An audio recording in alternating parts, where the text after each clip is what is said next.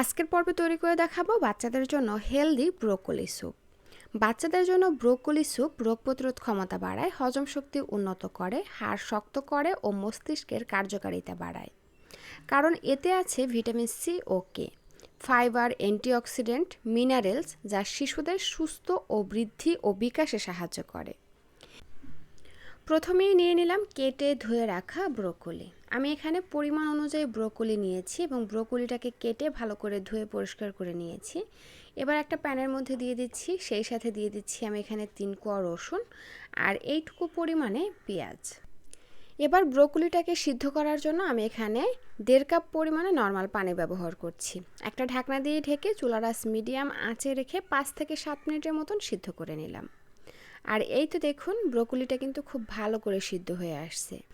এই পর্যায়ে চুলা থেকে নামিয়ে ভালো করে ঠান্ডা করে নিয়ে একটা ব্লেন্ডারে জারে দিয়ে দিব এবং ঢাকনাটি লাগিয়ে এটাকে ভালো করে ব্লেন্ড করে নিয়ে ফিরে আসব।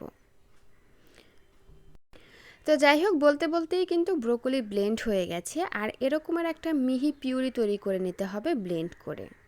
এই যে দেখুন।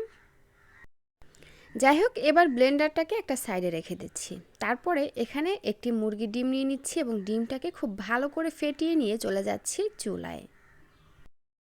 চুলায় একটা প্যান দিয়ে তার মধ্যে দিয়ে দিলাম 1 চা চামচের মতন ঘি। এখানে ঘিয়ের পরিবর্তে আপনারা চাইলে কিন্তু butter, extra virgin olive oil তেল অথবা রান্নার তেল যে কোনো একটা ব্যবহার করতে পারেন।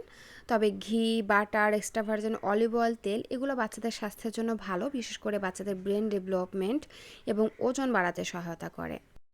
তো যাই হোক, ঘি গলে আসার পরে আমি এখানে ব্লেন্ড করা ব্রোকলিগুলোকে দিয়ে দিলাম। তারপরে ব্লেন্ডারটা ধুয়ে আমি এখানে আরও 1/2 কাপ পরিমাণে পানি ব্যবহার করছি।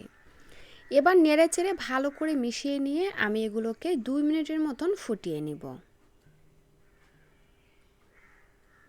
তো যাই হোক, 2 মিনিট পরে আমি এর মধ্যে দিয়ে দিচ্ছি স্বাদ অনুযায়ী লবণ এবং দিয়ে দিচ্ছি এইটুকু পরিমাণে গোলমরিচের গুঁড়া। বাচ্চা কি পরিমাণে ঝাল খেতে পারে সেটা বুঝে এখানে গোলমরিচের পরিমাণটা কমিয়ে বাড়িয়ে ব্যবহার করবেন। নেড়েচেড়ে আবারও ভালো করে মিশিয়ে নিয়ে এবারের মধ্যে দিয়ে দিচ্ছি ফেটিয়ে রাখা ডিমটা। ডিমটা আস্তে আস্তে দিতে হবে এবং অনবরত ঘুরিয়ে ঘুরিয়ে এই স্যুপের সঙ্গে ভালো করে মিশিয়ে নিতে হবে। আর এই তো ভালো করে মিশে গেছে। আরেকটি কথা দর্শক, এই স্যুপটা ঘন করার জন্য এখানে কিন্তু কোনো কর্নফ্লাওয়ার, আটা, ময়দা অথবা চালের গুঁড়া ব্যবহার করতে হবে না। কারণ ব্রোকলিগুলোকে ব্লেন্ড করে দেওয়ার কারণে স্যুপটা এমনিই কিন্তু ঘন হয়ে আসবে। তো যাই হোক, এখন হচ্ছে এই পর্যায়ে আমি আরও 1 থেকে 2 মিনিটের মতো ফুটিয়ে নিব। আপনারা চাইলে এই পর্যায়ে একটু লবণটা দেখে চুলা থেকে নামিয়ে নেবেন। আর এই তো ফুটিয়ে নেওয়ার পরে এখন কিন্তু স্যুপটা বাচ্চাকে খাওয়ানোর জন্য একদম রেডি। আর তৈরি হয়ে গেল দারুণ মজার পুষ্টিতে ভরপুর ব্রোকলি স্যুপ।